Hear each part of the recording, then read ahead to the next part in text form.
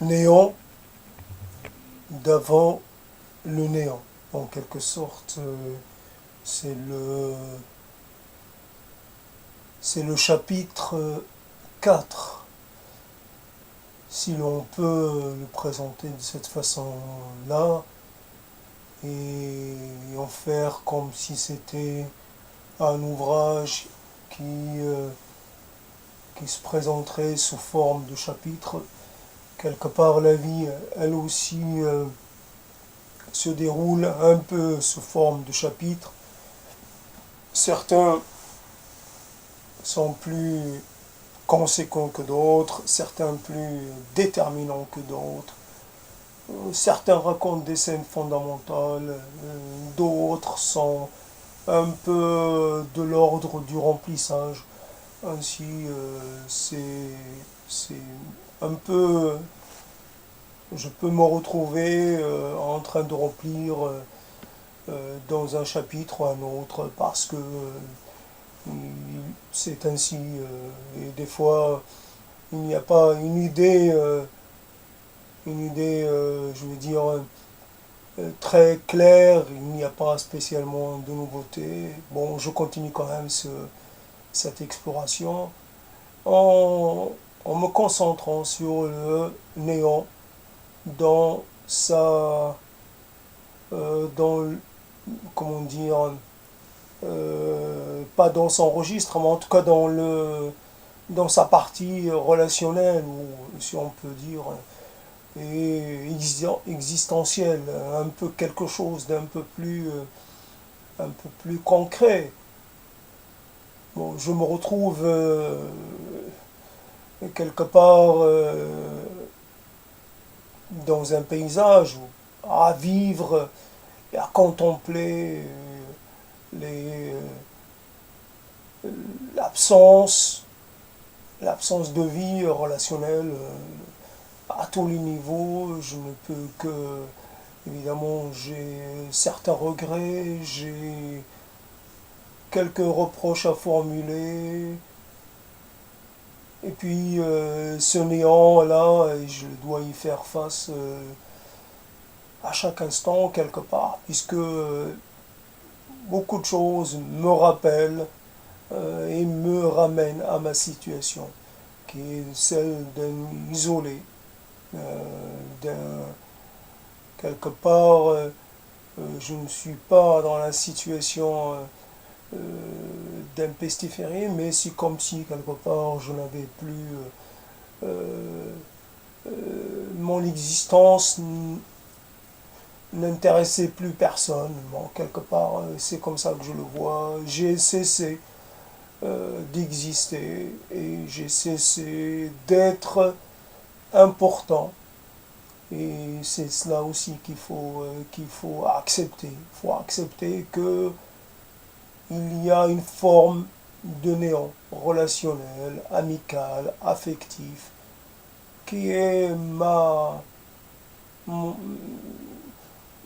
comment dire, qui est à gérer au quotidien, seulement euh, parce que c'est devenu une donnée permanente.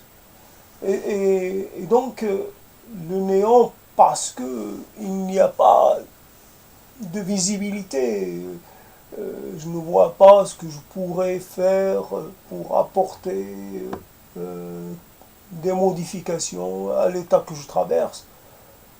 J'ai essayé de faire ces enregistrements, je les ai mises à mon nom propre pour le cas où cela rencontrerait quelqu'un que je connaissais, parce que il m'arrive à moi aussi de chercher l'actualité des gens que j'ai connus, et je me suis dit peut-être qu'il y a des gens aussi qui de temps à autre ont cherché à savoir ce que je devenais, et donc comme ils allaient chercher à partir de mon nom de famille, j'ai mis mon nom de famille, et puis maintenant je me retranche derrière ce fou déchantant, puisqu'il faut reconnaître la situation telle qu'elle est.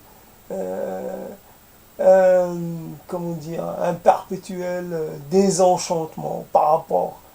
Il ne s'agit plus de chanter, il s'agit de déchanter. Il s'agit d'accepter cette réalité contrariante, cette réalité indifférente. Il faut l'accepter et essayer quelque part de vivre malgré elle et contre elle, puisque c'est une réalité qui m'incite à plutôt à m'orienter vers l'accomplissement ou vers l'accélération des choses, en ce sens que je pourrais prématurément mettre fin à mes jours pour ne pas vivre cette réalité-là, pour ne pas avoir à la supporter chaque moment que Dieu fait, comme on dit comme dit cette expression, et chaque instant que Dieu fait est une épreuve dans cette voie qui est la via dolorosa, qui est la voie de la douleur et du déchirement. Et quelque part, cette voie qui mène vers un funeste destin, c'est-à-dire une sanction, une, euh, une sanction brutale, une sanction définitive, la mise à mort, d'où je parle, quand je parle du néant d'avant néant, c'est aussi la mise à mort avant la mort. Il y a quelque part, quand on est mis en retrait de la vie, on est aussi euh, en processus de mort, et quelque part, même si le corps continue d'exister, à l'esprit, ce qui fait la substance, quelque part, ce qui fait l'histoire, ce qui fait la personnalité, ce qui fait l'individualité d'une personne a cessé d'exister et est devenu quelque chose qui n'a pas de comment dire, euh, qui ne peut pas être défini. Je pourrais la définir par le néant, mais juste par commodité. Je ne sais pas quel nom lui donner cette situation.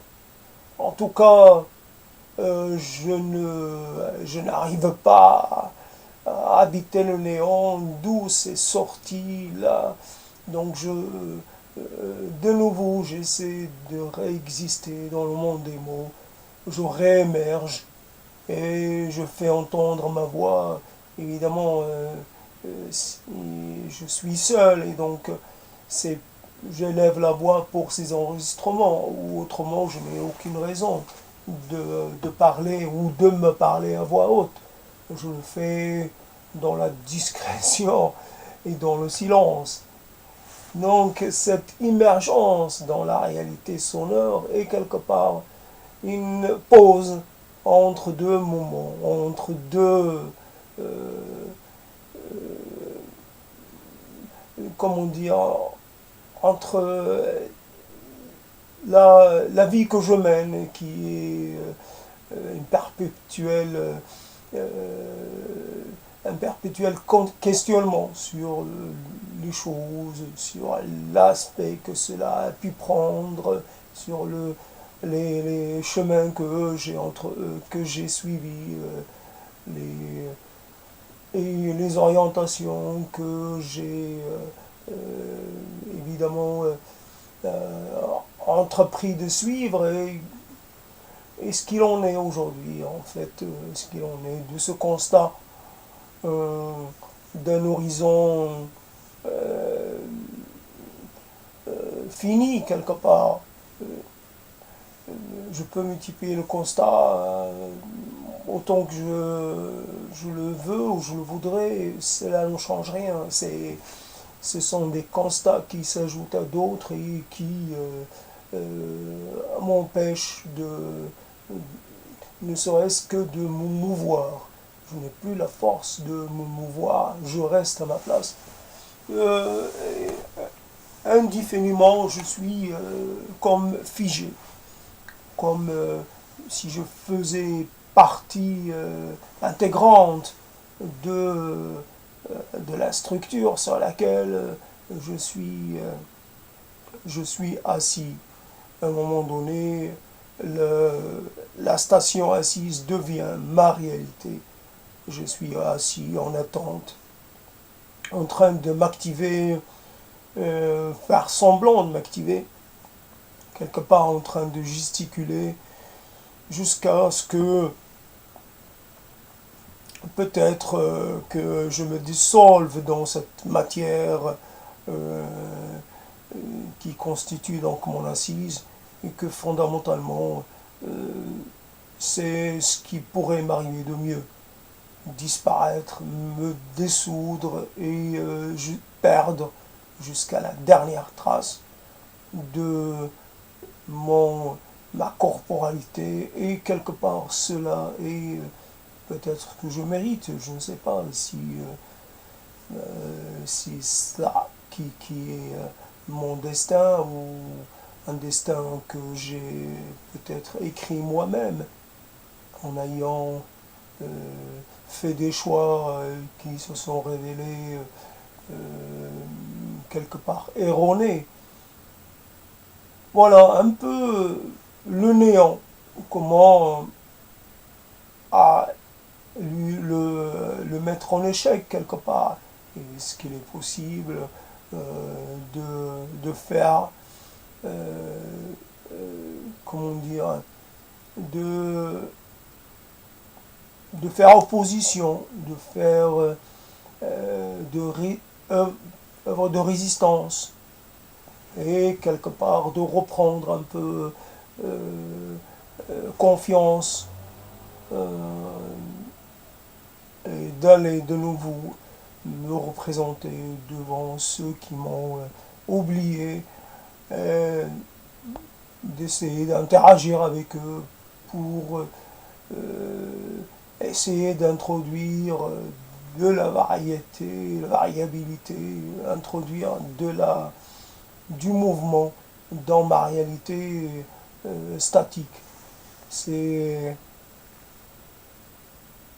cette staticité, cette immobilité, cette fixité qui est quelque part euh, la chose qui devrait être alarmante. Cela est alarmant et presque incompréhensible de voir les choses continuer ainsi. Normalement, rationnellement, il n'est pas possible de se laisser aller à cette dégradation, hein. Mais pourtant, il y a peut-être le rationnel, et peut-être il y a autre chose qui, elle, est beaucoup plus forte que toute la rationalité, euh, toute rationalité, quelque part, c'est elle qui dit, qui dicte, qui impose son rythme, qui impose ses priorités. Aujourd'hui, je n'ai pas de priorité, j'ai que à continuer d'être ce que je suis, à faire ce que je fais, ou plutôt ce que je ne fais pas, ou je ne fais plus. Donc, le néant à tous les niveaux, quelque part, le corps est devenu défaillant, les choses ne se présentent pas très bien, il y a comme un constat vital engagé. Je n'ai pas de personnel qualifié autour de moi pour essayer de me sauver. On essaie de sauver des gens, mais à tous les niveaux, et pourtant, dans ma situation d'homme en grande détresse, et je n'ai personne, je pourrais lui demander d'apporter son aide, de, de quelque part de m'aider à essayer de m'aider à me relever, en certain sens. Voilà, en fait, donc le néant, il n'y a plus rien à attendre, dans le sens où il n'y a plus d'espoir, il n'y a plus, il n'est plus possible d'aller nulle part. Tous les territoires sont des territoires euh, qui me sont étrangers. De, je n'ai pas de territoire à moi, je n'ai pas de patrie, et je n'ai pas de lieu qui puisse m'accueillir dans la bienveillance. Je n'ai que des territoires euh, presque hostiles, territoires qui, euh, qui ne me racontent rien, qui ne me donnent rien, qui ne me font pas bon accueil. Et quelque part, comme j'ai quelques relations qui, quelque part, ne se rappellent même pas que j'ai pu exister, que j'ai pu, à un moment donné, être, faire partie, j'ai pu faire partie de leur vie. Et c'est cette, cette extranéité, quelque part, cette existence extérieure à tous, et qui est devenue quelque part ma particularité, qui est devenue ma façon d'être. Je ne peux pas aller au-delà, je peux constater les choses, je ne peux plus les modifier. Il y a tellement de temps qui est passé, tellement de souffrances, et tellement d'épreuves, qu'il ne suffit pas de se rencontrer, même avec la plus intense des bonnes volontés. Il ne suffit pas de vouloir rencontrer, que ce soit de mon côté ou d'un autre. Il ne suffit plus pour combler, pour apaiser, pour réparer. Il y a entre moi et le monde un énorme fossé, euh, une énorme séparation. J'ai mon monde à moi, un monde rempli de souffrance, rempli de non-vie, puisque ce n'est même pas encore que la souffrance puisse être considérée comme une réaction, une indication de quelque chose qui donne, qui renseigne sur la personne. Souffrir, c'est encore être encore dans le processus de la vie. Et quand on est hors la vie, quelque part, il n'y a même plus de souffrance. Il y a ce néant du sentiment. Il n'y a que l'absence, il n'y a que l'effacement. Quelque part, tout a été effacé euh, parce que c'est quelque part dans cet effacement-là, dans cette absence, que je peux préserver ce qui me reste peut-être d'équilibre, ce qui me reste d'individualité. Si je devais céder à ce niveau-là et considérer euh, que je dois euh, quelque part, je ne sais pas comment dire, me dévoiler, m'exposer, je détruirais les tout derniers euh, éléments qui me permettent de, de m'accrocher à la vie. J'ai encore ces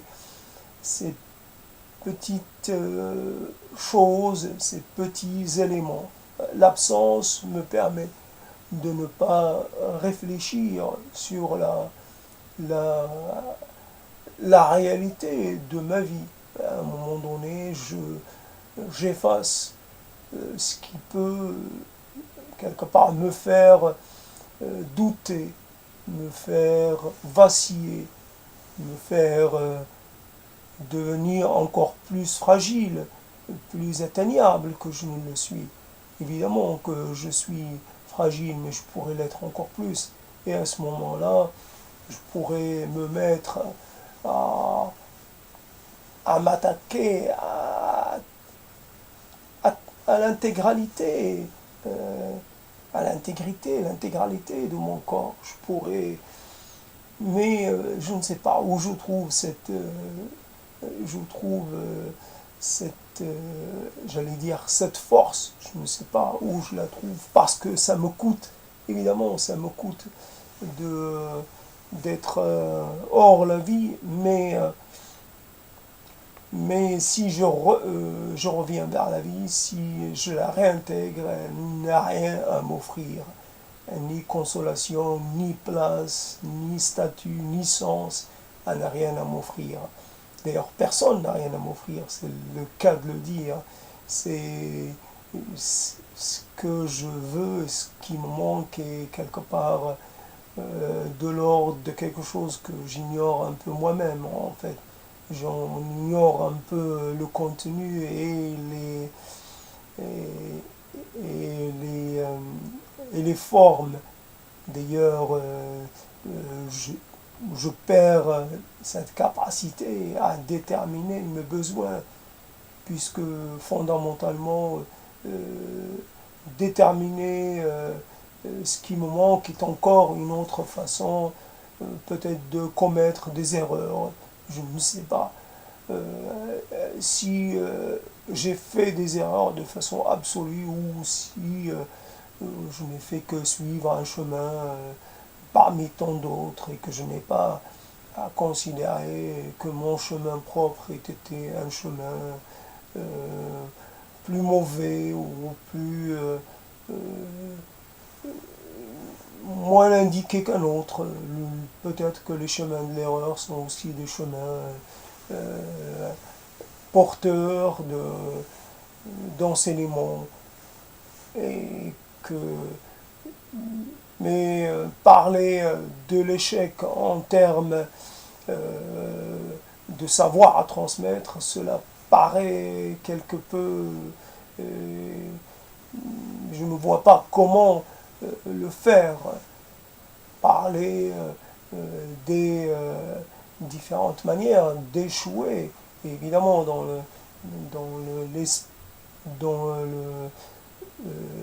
l'idée de évidemment de s'en prémunir. Il n'est pas question d'encourager l'échec parce qu'il aurait une qualité propre qui le rendrait désirable. L'échec n'est qu'une l'échec ne fait pas partie des passages obligés dans la vie. Ce n'est pas une initiation, ce n'est pas un processus, un rite d'initiation. C'est, on échoue et quelque part un rite d'initiation. Une fois qu'on a passé le rite d'initiation, on est intégré dans la communauté. Un échec ne vous intègre pas. Un échec peut très bien vous renvoyer, créer un processus d'échec et quelque chose qui va en s'amplifiant. Et il y a une erreur qui, dans un mouvement beaucoup plus global, beaucoup plus ample, va être à l'origine de d'autres échecs. Et ainsi, il n'est plus possible de corriger quoi que ce soit. Il n'est plus possible d'intervenir au niveau de la première erreur. Et donc, ce n'est pas un rite d'initiation, c'est une quelque part, c'est un mauvais c'est une contrariété très désobligeante, une contrariété à éviter. Donc s'il y avait un savoir à transmettre à ce niveau-là, peut-être que je pourrais l'utiliser, je ne sais pas. En tout cas, je vais m'arrêter là parce que je n'ai pas la force de continuer. J'ai Donc j'ai présenté les choses de telle façon à ce que tout apparaît comme